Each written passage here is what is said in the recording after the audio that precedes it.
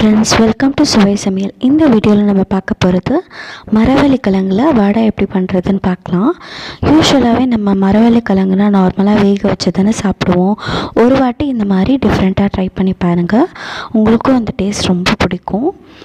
இந்த மரவள்ளி கிழங்கு வச்சு நம்ம நிறைய ரெசிபீஸ் பண்ணலாம். ஏற்கனவே நான் 2 ரெசிபீஸ் நம்ம சேனலில் அப்லோட் பண்ணியிருக்கேன். ஒன்று மரவள்ளி கிழங்கும் அரிசி மாவும் சேர்த்து எப்படி வடை பண்ணுறதுன்னு போட்டிருக்கேன். இன்னொன்று மரவள்ளி கிழங்கு எப்படி தோசை பண்ணுறதுன்றது அப்லோட் பண்ணியிருக்கேன். இந்த 2 ரெசிபீஸோட லிங்க்கும் நான் டிஸ்கிரிப்ஷனில் கொடுக்குறேன். நீங்கள் அதையும் செக் பண்ணி பார்த்துட்டு வீட்டில் ட்ரை பண்ணி பாருங்கள். இந்த 3 ரெசிபீஸுமே ரொம்ப டிஃப்ரெண்ட்டாக இருக்கும். அது மட்டும் இல்லாமல் மரவள்ளி கிழங்குல நிறைய விட்டமின்ஸ், மினரல்ஸ் இருக்குது.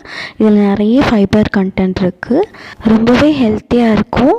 இந்த ரெசிபி செய்கிறது ரொம்ப ஈஸி தான். இப்போ வாங்க எப்படி செய்கிறதுன்னு பார்க்கலாம். இதுவரைக்கும் சுவை சமையல் சேனலை சப்ஸ்கிரைப் பண்ணாதவங்க சப்ஸ்கிரைப் பண்ணிக்கோங்க. இந்த வீடியோவுக்கு கீழே இருக்க சப்ஸ்கிரைப் பட்டனை கிளிக் பண்ணிக்கோங்க. கூடவே இருக்க பெல் ஐக்கானையும் கிளிக் பண்ணிக்கோங்க. இப்போ வாங்க நம்ம வீடியோக்குள்ளே போகலாம். மரவள்ளி கிழங்கு வடை பண்ணுற என்னென்ன தேவையான பொருள்னு பார்க்கலாம். 1/2 கிலோ அளவில் ஒரு கிழங்கு எடுத்திருக்கேன். 100 கிராம் கடலைப்பருப்பு, 3 பச்சை மிளகாய், சின்ன துண்டு இஞ்சி,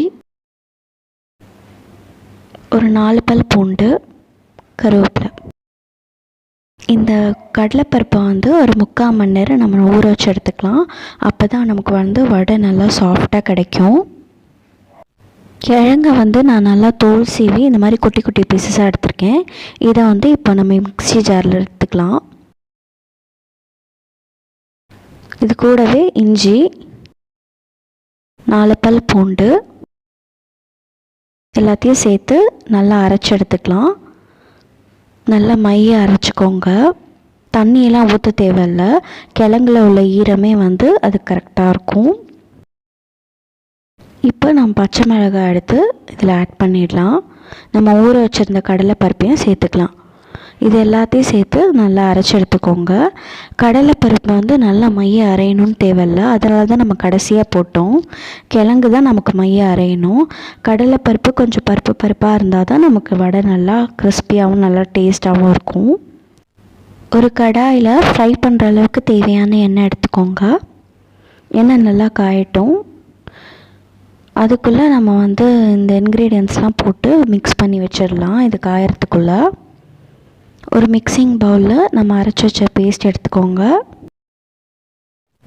இது கூடவே பொடி பொடியாக நறுக்குன கருவேப்பிலை, 2 வெங்காயம், 1 டீஸ்பூன் சோம்பு, தேவையான அளவு உப்பு, இது எல்லாத்தையும் சேர்த்து நல்லா பிசைஞ்சுக்கலாம். பாருங்கள், நம்ம தண்ணியே ஊற்றலை. அரைக்கும் போதும் பிசையும் போதும் நமக்கு அந்த கிழங்குல இருக்க தண்ணியும் அப்புறம் நம்ம ஊற வச்ச கடலைப்பருப்பில் இருக்க தண்ணி பதமே கரெக்டாக இருக்கும். அப்படி உங்களுக்கு ரொம்ப ட்ரையாக இருக்க மாதிரி ஃபீல் ஆச்சுன்னா நீங்கள் கொஞ்சம் தண்ணி இந்த டைமில் ஆட் பண்ணிக்கலாம். வடை தட்டுற பதத்துக்கு நீங்கள் கரெக்டாக வர மாதிரி நீங்கள் பார்த்துக்கோங்க. நம்ம இதெல்லாம் பிசைறதுக்குள்ளே எண்ணெயும் நல்லா சூடாகிடுச்சு. ஒவ்வொன்றா இந்த மாதிரி வடையை நல்லா தட்டி சூடான எண்ணெயில் போட்டு எடுத்துடலாம். வடையை மீடியம் ஃப்ளேமில் வச்சு சுடுங்க. ஏன்னா நம்ம கிழங்குனால மேலே இருக்கிறதெல்லாம் சீக்கிரமாக வெந்துடும், உள்ள கிழங்குனால வேகாது. அதனால் மீடியம் ஃப்ளேமில் வச்சு இந்த மாதிரி திருப்பி போட்டுக்கோங்க. அப்போ தான் நல்லா உள்ளே வெந்திருக்கும், நல்லா கிறிஸ்பியாகவும் கிடைக்கும். நல்லா கோல்டன் ப்ரௌன் கலர் வர வரைக்கும் இந்த மாதிரி நம்ம வடையை திருப்பி போட்டு எடுத்துக்கலாம்.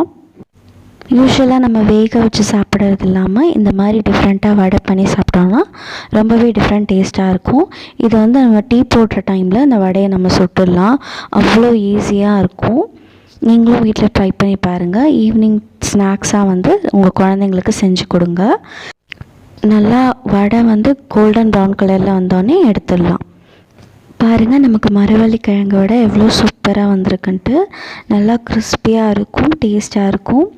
ஈவினிங் டைமில் இந்த மாதிரி ஸ்நாக்ஸ் மாதிரி செஞ்சு சாப்பிட்லாம். உங்களுக்கும் இந்த டேஸ்ட் ரொம்ப பிடிக்கும். ரொம்பவே டிஃப்ரெண்ட்டாக இருக்கும். நீங்களும் அதை வீட்டில் ட்ரை பண்ணி பாருங்கள். உங்களோட ஃபீட்பேக்ஸை எனக்கு கமெண்ட் செக்ஷனில் லீவ் பண்ணுங்கள். ஹாப்பியாக இருங்க, ஹெல்த்தியாக இருங்க.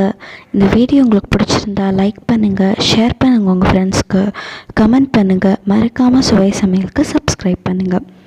தேங்க்யூ ஃபார் வாட்சிங்.